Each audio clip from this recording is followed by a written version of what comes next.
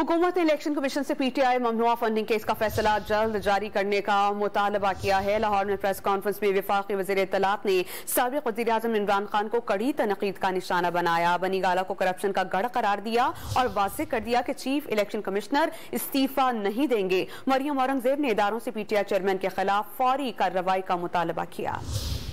हुकूमत ने election commission से पीटीआई ममनुआ फंडिंग केस का फैसला जल्द जारी करने का मुतालबा किया है। लाहौर में प्रेस कॉन्फ्रेंस में वफाकी वज़ीर इत्तलात ने साबिक़ वज़ीर आज़म इमरान खान को कड़ी तनकीद का निशाना बनाया। बनी गाला को करप्शन का गढ़ करार दिया और वाज़ेह कर दिया कि चीफ इलेक्शन कमिश्नर इस्तीफा नहीं देंगे। मरियम औरंगजेब ने इदारों से पीटीआई चेयरमैन के खिलाफ फौरी कार्रवाई का मुतालबा किया।